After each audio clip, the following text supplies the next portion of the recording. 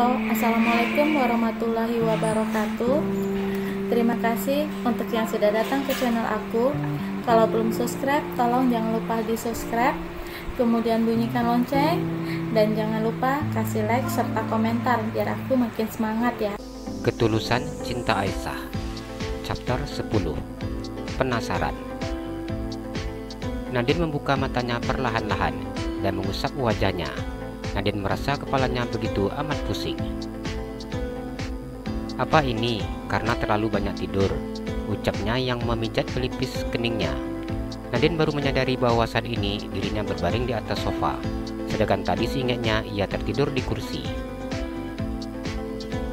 Nadine memandang ke sekeliling ruangan. Ruangan kerjanya kosong tanpa ada orang di dalamnya. Nadine memandang jam yang melingkar di tangannya. Seharusnya saat ini dia sudah datang, ucapnya. Apa dia memang benar-benar tidak menginginkan aku? Ucap Nadine yang merasa sesak di dadanya. Nadine menangis ketika membayangkan bahwa pria yang akan menjadi suaminya itu tidak mencintainya. Nadine mengusap perutnya yang masih rata. Kita akan sama-sama berjuang mendapatkan cinta papi kamu ya nak, ucap Nadine yang seakan memberi semangat untuk dirinya. Nadine memandang jas berwarna putih yang akan dipakai oleh suaminya. Nadine berharap calon suaminya itu datang ke butiknya dan mencoba jas yang sudah dirancangnya sendiri.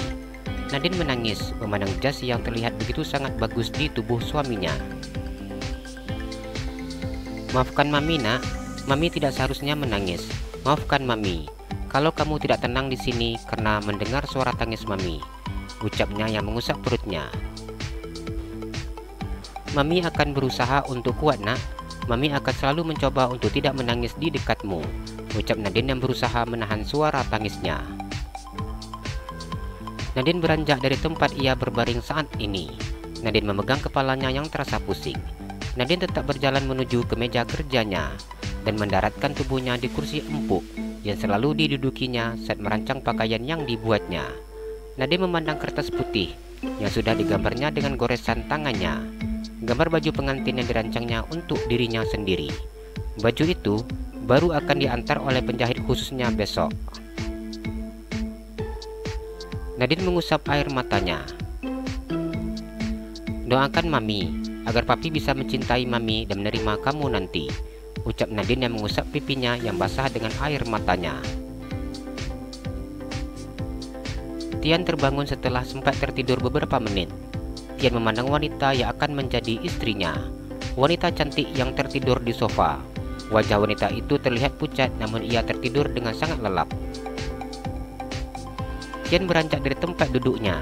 Tian berjalan mengendap-endap agar tidak menimbulkan suara berisik dan membuka pintu dengan sangat pelan. Tian memutuskan untuk pergi meninggalkan ruangan tersebut.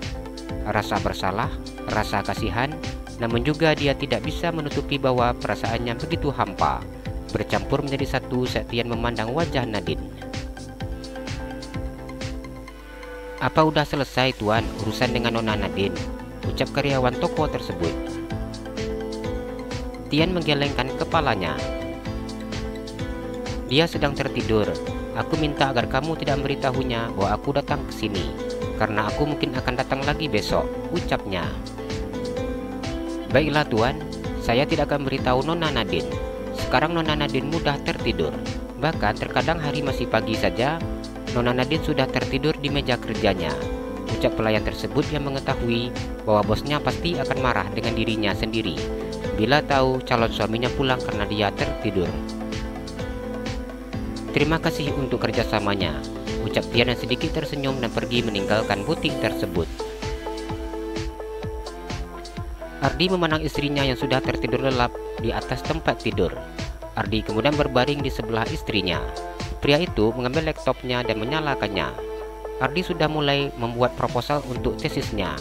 Pria itu berusaha agar 1 tahun lagi dia bisa menyelesaikan studi S2-nya di Amerika dan kembali ke Indonesia bersama dengan istrinya. Bila seandainya anak mereka sudah lahir, maka mereka akan pulang bertiga ke Indonesia.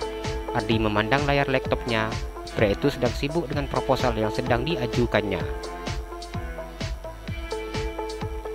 Ardi mengambil ponsel yang letaknya di atas nakas. Ketika bunyi notif pesan WhatsApp-nya berbunyi tiap sebentar, Ardi takut istrinya terbangun karena suara pesan WhatsApp-nya. Ardi membuka pesan WhatsApp-nya satu persatu dan melihat pesan yang masuk dari grup Triboy miliknya. Grup ini hanya terdiri dari 3 orang, yang mana 2 anggotanya adalah sahabat-sahabatnya dari Indonesia. Ardi sudah begitu sangat lama menjalin persahabatan dengan kedua sahabatnya itu. Mereka sudah mulai bersahabat sejak mereka pertama kali kuliah di kedokteran. Ardi memandang foto hasil USG yang dikirim oleh sahabatnya Ari. Ari merupakan dokter yang berstatus ASN. Ari praktek di rumah sakit yang ada di Jakarta. Ardi memandang foto USG yang perlihatkan 2 anak bayi. "Selamat Dokter Ari," tulis Ardi di pesan WhatsApp-nya. Ardi kemudian mengirimkan ucapan selamat tersebut di grupnya. "Terima kasih, alhamdulillah aku diberi cepat," balas Ari memberikan emotion tersenyum. "Aku tidak sabar ingin mengetahui anak itu perempuan atau laki-laki. Bila salah satunya perempuan, akan aku jadikan menantu," tulis Doni. Pria itu baru saja menjadi seorang ayah. Bayi laki-lakinya lahir dengan selamat dengan panjang 52 cm dan berat 3,3 kg. "Aku pasti akan menerima untuk berbesanan denganmu," balas Ari. "Aku belum bisa melihat si tampan itu, tapi aku sudah mengirimkan kado terbaik untuknya," balas Ardi. "Aku sudah tidak sabar menunggu apa yang dikirim oleh Om Ardi dari Amerika," balas Doni. Ardi mengirimkan emotion tertawa. "Itu masih rahasia, tunggu saja di sana," tulisnya. Kedua sahabatnya itu tidak ada menyinggung tentang istri temannya yang belum tahu kabarnya. Mereka begitu sangat saling menjaga perasaan satu sama lain. Setelah selesai melakukan chat dengan kedua sahabatnya, Ardi memandang istrinya yang saat ini tertidur lelap di sampingnya. Ardi sedikit mengerutkan keningnya ketika mengingat bagaimana sikap istrinya. Ardi meletakkan laptopnya di atas nakas. Pria itu kemudian beranjak dari tempat tidur dengan sangat berhati-hati agar istrinya tidak terbangun. Ardi mengambil stetoskopnya yang berada di dalam tas alat medisnya. Ardi sedikit membuka kancing baju yang saat ini dipakai oleh istrinya. Pria itu meletakkan stetoskop di telinganya. Pria itu meletakkan benda bulat yang berukuran cukup kecil itu di dada istrinya. Ardi tidak sabar ingin mengetahui keadaan istrinya. Saat melihat sikap istrinya yang tidak seperti biasanya, Ardi tersenyum ketika mendengar detak jantung istrinya. Istrinya belum menyadari tentang hal ini. Ardi memegang perut istrinya dan mengusapnya. Walaupun detak jantung bayinya tidak akan terdengar, namun pria itu tetap meletakkan alat bulat kecil itu di perut istrinya. Ardi tidak ada henti-hentinya tersenyum. Ardi mencium perut istrinya. "Alhamdulillah, akhirnya kita diberi amanah," ucapnya yang berbicara sendiri. Ardi kembali meletakkan alat stetoskop di dalam tasnya. Ardi mengambil laptop yang tadi diletaknya di atas nakas dan kembali meletakkan laptop itu di atas tempat tidur. Pria itu tidak ada henti-hentian tersenyum memandang wajah istrinya. "Enggak kebayang istri manja bakalan jadi seorang ibu," ucapnya. Ardi sedikit menurunkan tubuhnya dan mencium kening istrinya.